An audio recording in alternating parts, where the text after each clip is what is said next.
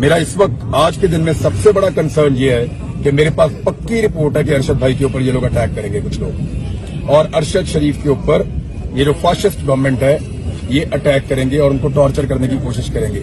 तो मैं सिर्फ कैमरे में आपको ये बता रहा हूं कि ये रेड लाइन है, अरशद शरीफ हमारी रेड लाइन है, और वो हम लोगों से मुख्तलिफ आदमी है। हम लोग और तरह के लोग हैं, वो हम लोगों से मुख्तलिफ आदमी है।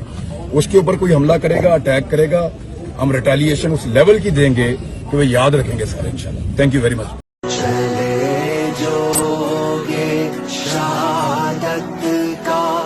जाम पी कर तुम रसूल पाक ने बाहों में ले लिया होगा। अली तुम्हारी शुजाअत पे झूमते होंगे। हुसैन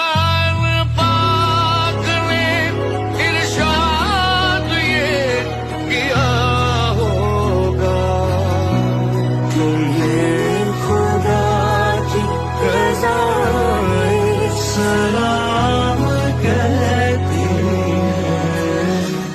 ऐलान हक के शहीदों।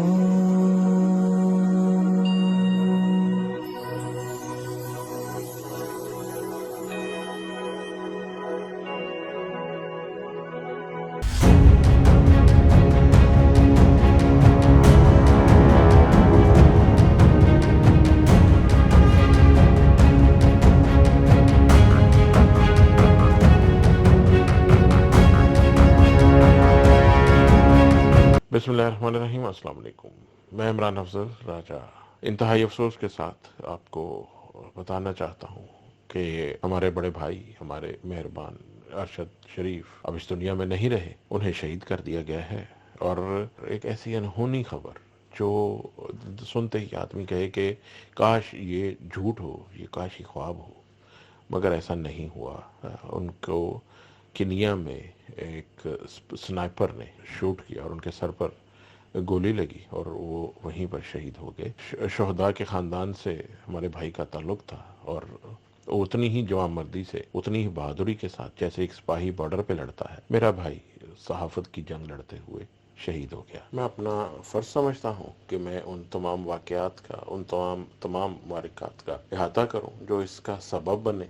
मैं कोई इल्ज़ाम तराशी नहीं करूँगा, मैं किसी पर इल्ज़ाम नहीं लगाऊंगा, मैं सिर्फ उन वाक़यात का इहाता करूँगा। उसके बाद वक्त पर या हालात पर या कभी कोई इंक्वायरी हुई तो उसके नताइज पर छोड़ते हैं कि ये क्या था, क्यों था। मगर मैं एक मोहब्बत के रिश्ते के साथ, एक प्यार के रिश्ते के साथ अपने भाई के ऊपर जो बीती, जो वाक़यात उसके साथ हुए, उनको कवर करना मैं अपनी जिम्मेदारी समझता हूँ और मैं वो करूँगा। और सबसे पहले जो मैं शुरुआत करूँगा कि बतौर पाकिस्तानी शहरी मेरी रियासत का फ़र्ज़ था कि वो अपने पाकिस्तानी शहरी की हिफाजत करती। मुझे इंतहाई शर्म आ रही है ये कहते हुए कि जब जान से मारने की धमकियों से घबराया तो खैर नहीं था, मगर उन धमकियों की वजह से चंद मेहरबानों के मशवरे पर जब अरशद शरीफ साहब ने मुल्क छोड़ा तो FIA ने जो उनकी तस्वीर ली एयरपोर्ट के ऊपर रवानगी के वक्त, वो तस्वीर इंतहाई गैर अखलाकी तौर पर, क्योंकि ये उनकी प्राइवेट तस्वीर थी, उसको मीडिया की जीनत बनाया गया। और उसके बाद पाकिस्तान के चंद इंतहाई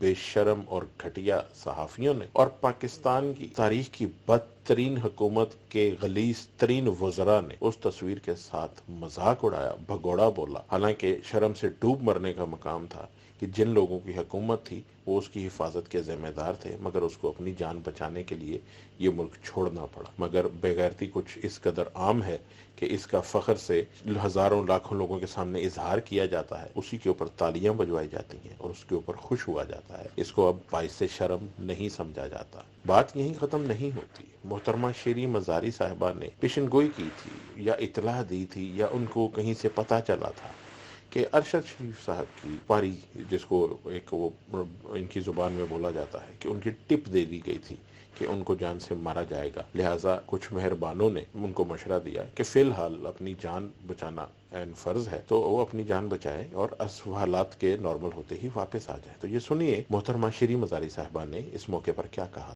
میڈیا والوں پہ ارشد شریف کے ایکچولی ہیڈ منی ڈالا. انہوں نے سننے میں آیا ہے کہ انہوں نے ٹیررسٹ گروپس کو پیسے دیے ہیں کہ ارشد شریف کو قتل کر دو, اسی واسطے وہ بھاگے ہیں. اب اس کے بعد میں آپ کو بتاتا ہوں کہ اے آر وائی نیوز پر کام کرتے ہوئے جب ارشد شریف بھائی نے ایک سب سے پہلی جو شروعات کی وہ تھی ایک گنجے شیطان کے ذکر سے. گنجا شیطان نامعلوم وہ کیا بلا ہے, مگر انہوں نے ایک ایسے شخص کا ذکر کیا جو میڈیا پر پابندیاں لگاتا ہے, جو صحافیوں پر, جو اینکرز پر پابندیاں لگاتا ہے, چینلز پر فون کرتا ہے, خبریں سینسر کرواتا ہے, بتاتا ہے کس کا نام لینا ہے, کس کا نام نہیں لینا, کون سا پروگرام کس کے ساتھ آن ایئر جائے گا اور اس میں کیا بات ہوگی کیا بات نہیں ہوگی, اس کی پوری نظر ہوتی ہے. وہ پوری سینسرشپ اس نے میڈیا کے اوپر رکھی ہوئی ہے. اب یہ موصوف کون ہے, کہاں پائے جاتے ہیں, واللہ میں نہیں جانتا کہ یہ کون ہے, مگر شروعات جو ہوئی وہ ایک گنجے شیطان نامی کردار سے ہوئی, اور اس گنجے شیطان کا اندوہناک کردار جس کی گواہی بعد میں چند اور صحافیوں نے بھی دی, وہ واقعی اتنا ہی غلیظ نکلا. اس کے بعد ارشد شریف صاحب کے اوپر پاکستان کی سرزمین تنگ کرنے کا سلسلہ جاری ہوا. ان کے اوپر ایف آئی آر درج ہوئی, ان کے اوپر غداری کے مقدمے چلانے کی بھی کارروائی شروع ہوئی, ان کو عدالتوں کے چکر لگوائے گئے, ان کو اپنی حب الوطنی ثابت کرنے کے لیے کیا کیا جتن نہیں کرنے پڑے, مگر ان کی شاید پاکستان میں نہیں چل سکتی تھی. شہید کے خاندان سے وہ تعلق رکھتے تھے, تو انہوں نے اپنے شہداء کی قربانیوں کی قسم کھا کر کہا تھا کہ میں پاکستان کے دشمنوں کے عزائم بے نقاب کروں گا. ان کے پاس کرپشن کی رپورٹس تھیں, جو پاکستان کے چند بڑے بڑے کرپٹ اور اربوں روپے کے سکینڈلز کے دستاویزی ثبوت ان کے پاس موجود تھے. اور میں نے کبھی کسی اینکر کو اتنی تفصیل کے ساتھ, اتنے ہوم ورک کے ساتھ اپنا پروگرام کرتے نہیں سنا جس طرح ارشد شریف صاحب کرتے تھے. وہ لگتا تھا کہ تیاری کے ساتھ وہ آئے ہیں, ایک ایک ڈاکومنٹس کی تفصیل ان کے پاس ہوتی تھی. اور اس کے بعد ان کی ایک ڈاکومنٹری بھی نیٹ فلکس پر آنی تھی جس میں وہ کسی بہت بڑے کرپشن سکینڈل کا نقاب اتارنے والے تھے. اور اسی سلسلے میں جو میری معلومات ہے, کیونکہ ہم سب کو تو معلوم تھا کہ وہ لندن میں ہے, میری معلومات کے مطابق وہ کینیا کسی ایک ایسے صحافی سے ملنے گئے تھے. اب یہ ٹریپ بھی ہو سکتا ہے, یہ ضروری نہیں ہے کہ وہاں واقعی کوئی صحافی تھا. میرا ذاتی خیال یہ ہے, یہ میرا اندازہ ہے, خبر نہیں ہے, یہ میرا اندازہ ہے کہ ان کو شاید ٹریپ کر کے کینیا میں بلایا گیا کہ وہاں کچھ ایسا صحافی ہے, وہ ایسی معلومات رکھتا ہے کسی کرپشن کے کیس کے بارے میں, اور اس سے ملنے کے لیے ان کو وہاں لے جایا گیا. کینیا ایسی جگہ ہے جہاں کی پولیس دنیا کی کرپٹ ترین پولیس شمار ہوتی ہے. انڈر ورلڈ کے, ممبئی انڈر ورلڈ کے بے شمار شوٹرز ہیں, پیسے لے کر کام کرنے والے شوٹرز, قتل کرنے والے, ان کا گڑھ بھی کینیا ہی ہوتا ہے. کینیا میں کرپشن اتنی عام ہے کہ آپ وہاں کوئی بھی غلط کام کسی سرکاری اہلکار سے بھی پیسے دے کر کروا سکتے ہیں, اور وہ کوئی پولیس والا بھی آپ کے لیے چند پیسوں کی خاطر اس طرح کے کام کر کے دے سکتا ہے. ممبئی انڈر ورلڈ کے بہت سے مہرے کینیا میں روپوش ہیں, اور انہی لوگوں کی مدد سے یہ اپنا نیٹ ورک بھی چلاتے ہیں. کسی بھی صحافی کے دل و دماغ میں تجسس کا مادہ عام انسان کی نسبت تھوڑا زیادہ ہوتا ہے. ہو سکتا ہے کہ انہیں کوئی ایسی اطلاع ملی, وہ کینیا چلے گئے. حالانکہ کینیا جیسی غیر محفوظ جگہ پر ارشد شریف بھائی جیسا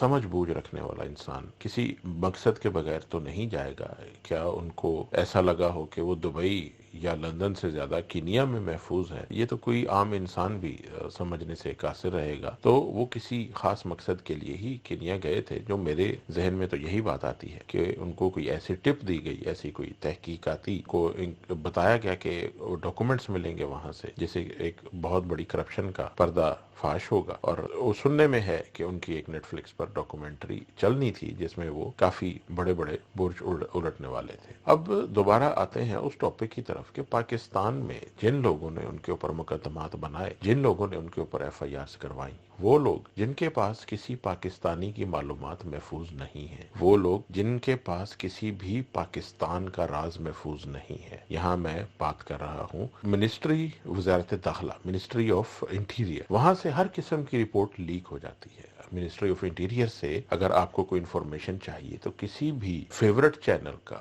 فیورٹ ان کے فیورٹ چینل کا کوئی بھی تھرڈ کلاس صحافی کچھ دیر میں انتہائی اہم حساس ڈاکومنٹس پر اپنے چینل کا ٹھپا لگا کر آپ کو وہ مہیا کر سکتا ہے. اس بات کے ثبوت میں آپ کو پیش کر سکتا ہوں, مگر کچھ کاغذات کی حساسیت کی نوعیت ایسی ہے کہ میں ان کو اسکرین شاٹ آپ کو نہیں دے سکتا, مگر ضرورت پڑنے پر میں یہ ثبوت سب کے سامنے رکھ سکتا ہوں کہ کیسے وزارت داخلہ پاکستان کے شہریوں کی انتہائی حساس معلومات، پرائیویٹ معلومات، چینلز کو، افراد کو، اداروں کو، دوسرے اداروں کو جو یہ معلومات رکھنے کے مجاز نہیں ہے، نہ صرف لیک کر رہی ہے بلکہ ان کے باقاعدہ شناختی کارڈ نمبر اور پتے تک شیئر کر دیے جاتے ہیں۔ اور یہ ایک امانت ہے جو پاکستان کے شہریوں کی اپنی حکومت کے پاس ہوتی ہے، جسے یہ نااہل اور غلیظ لوگوں کا ٹولہ ایسے بانٹ رہا ہے جیسے اندھا ریوڑیاں بانٹتا ہے۔ ارشد شریف صاحب کی بھی کچھ تصاویر، کچھ معلومات ایسے ہی وائرل کی گئی تھی، اور تصاویر وہ نہیں تھی کہ نازیبا نہیں تھی یا کچھ ایسا، ان کی پرائیویٹ تصاویر تھی، ان کی فیملی وغیرہ کی، جو نہیں ہونا چاہیے تھا، مگر یہ سرکاری سرپرستی میں پاکستان میں یہ ہو رہا تھا۔ ارشد شریف صاحب نے ساتھ ہی ایک اور انکشاف بھی کیا تھا کہ آپریشن رجیم چینج کے وقت وہ وہاں پر موجود تھے، عمران خان صاحب کے پی ایم آفس میں، وہاں پر ان کے ساتھ ان چند صحافیوں میں جیسے خاور گھومن صاحب، اطہر قاسمی صاحب تھے، اور ارشد شریف صاحب تھے، صابر شاکر، اس طرح کے کچھ صحافی جو اس وقت وزیر اعظم ہاؤس میں موجود تھے، اور یہ آپریشن رجیم چینج کے سب چشمدید گواہ ہیں۔ اس وقت کے حالات و واقعات، کون کس وقت کیا کر رہا تھا، کون سا مہرہ کس وقت کون سی چال چل رہا تھا، سب سے زیادہ خان صاحب کے بعد اگر کسی نے کلوز آپریشن رجیم چینج کو دیکھا تو وہ یہ لوگ تھے، اور ان میں سب سے اہم تھے ارشد شریف صاحب، جو وقتاً فوقتاً ایک کہہ لیں کہ ہنٹ دیا کرتے تھے کہ فلاں واقعہ اس وقت ایسے ہوا تھا تو اس کے پیچھے کون تھا، اور ان کا ایک ٹرینڈ وہ کون تھا ان کے پروگرام کا، وہ بہت وائرل ہوا تھا، اور ان کے سوال بالکل واجب تھے۔ اگر تو وہ غلط سوال کرتے تو اس پر اعتراض کرنا بنتا تھا، مگر ان کے سوال بالکل واجب تھے، وہ جائز سوالات تھے۔ کوئی بھی پاکستان کا شہری ان سوالات کو کرنے میں حق بجانب ہے کہ اگر اس نے کچھ غلط ہوتے اپنی آنکھوں سے دیکھا تو وہ کیا پوچھ نہیں سکتا؟ کیا ہم پاکستان میں روس کے بعد ایک اور کے جی بی بنانے جا رہے ہیں؟ کے جی بی کا کردار رشیا میں، سوویت یونین میں کیا تھا؟ کے جی بی سے رشیا کے کسی بھی شہری کی کوئی بھی چیز پرائیویٹ نہیں، وہ ہر چیز ٹیپ کرتے تھے، ہر شہری، تقریباً ہر شہری پر ان کی نظر ہوتی تھی۔ ان کی انٹیلیجنس اتنی سخت تھی کہ کوئی بھی شخص اپنی مرضی سے سانس تک لینا اس وقت دشوار سمجھتا تھا۔ تو کیا ہم پاکستان میں کچھ ایسا ہی ماحول کریٹ کر رہے ہیں جو رشیا میں تھا؟ کیا کچھ لوگ پاکستان کے شہریوں کو کنٹرول کیا کریں گے، ان کے دماغوں کو کنٹرول کیا کریں گے؟ کیا یہ لوگ ہمیں اتنا بے بس اور اتنا ذہنی معذور بنانے کی کوشش کر رہے ہیں کہ اگر یہ دن کہیں گے تو دن ہوگا، رات کہیں گے تو رات ہوگی؟ اور یہ لوگ کون ہیں؟ ان کی اوقات کیا ہے؟ یہ کہاں سے آئے ہیں؟ ان کو آگے لاتا کون ہے؟ ان کی تنخواہ کہاں سے جاتی ہے؟ ان کو پیسے کون دیتا ہے؟ جن لوگوں سے یہ کھاتے ہیں، جن لوگوں سے یہ کماتے ہیں، انہی لوگوں کی زبان، انہی لوگوں کے دماغ بند کرنے کی کوشش کر رہے ہیں۔ ایسا نہیں ہوگا، سوال تو کریں گے۔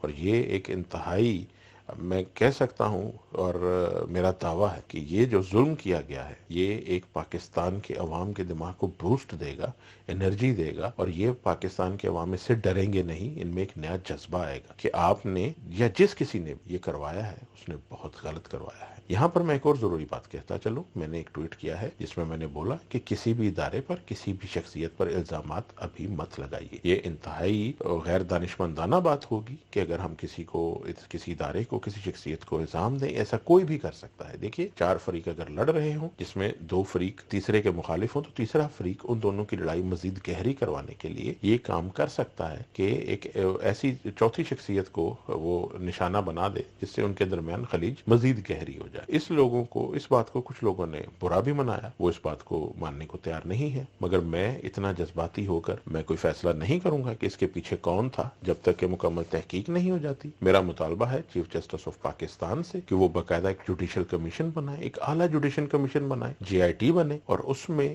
یہ ساری تحقیقات ہوں، اور سب سے پہلے ان محرکات کو دیکھا جائے کہ کیوں پاکستان کے صحافی پاکستان چھوڑنے پر مجبور ہو گئے۔ بھلے یہ 4، 10، 15 چینلز اور ان کے کام کرنے والے ملازم وہ گھٹیا لوگ انہیں یوٹیوبر بولیں، انہیں وہ صحافی نہ مانے، مگر ان کے کہنے سے سچ چھپتا نہیں ہے کہ یہ صحافی ہیں، صحافی ہی رہیں گے۔ صحافت کی جنگ میں انہوں نے جان کی بازی ہاری ہے، اور ارشد شریف تو وہ ہیرا تھا جس کے خاندان نے 2 شہادتیں آلریڈی دیکھ لی تھی۔ ایک جون صاحب میدان جنگ کا سپاہی تھا، دوسرا میدان صحافت کا سپاہی ہوا، دونوں شہید ہو گئے۔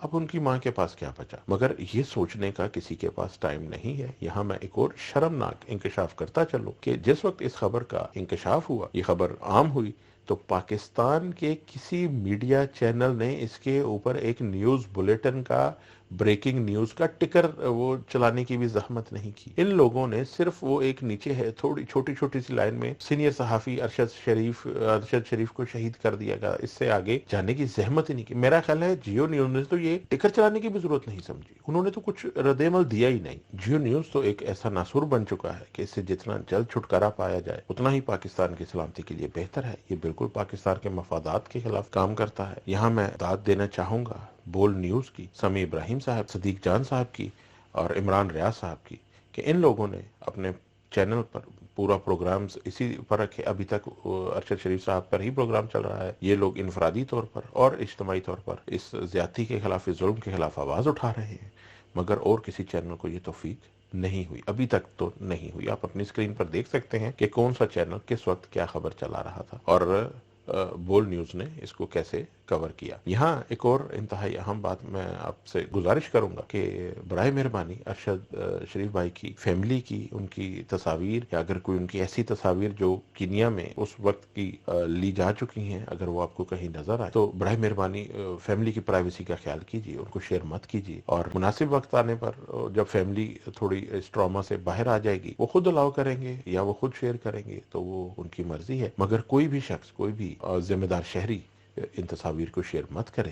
باتیں تو اور بھی بہت ہیں, بہت کچھ کہنا ہے, مگر کچھ طبیعت ایسی عجیب سی ہو رہی ہے, بات دل بہت بوجھل ہے کہ الفاظ ساتھ نہیں دے رہے, زبان ساتھ نہیں دے رہی, واقعات بالکل ذہن میں گڑبڑ ہو رہے ہیں. اور میں کوشش کروں گا کہ میں اپنے آپ کو تھوڑا سنبھال کر مزید ارشد شریف بھائی کے جو انہوں نے اپنے زندگی میں کارنامے اور ایسے انکشافات جو ایک عام آدمی 10 بار سوچتا ہے کہ یہ کرنے سے کہیں اس کو کوئی نقصان نہ پہنچ جائے, مگر انہوں نے اپنی جان کی پرواہ کیے بغیر کیا, اس پہ میں کوشش کروں گا کہ ایک مفصل ویڈیو بنا کر آپ کے سامنے لاؤں اور ان کے کلپنگز بھی شیئر کروں. فی الحال میں آپ سے اجازت چاہوں گا تاکہ میں کچھ تھوڑا سا اپنے آپ کو سنبھال سکوں. اللہ تعالی ہمیں ایسے کسی بھی مزید سانحہ سے بچنے کی اور محفوظ رہنے کی توفیق عطا فرمائے. اللہ ہم سب کا حامی ناصر ہو.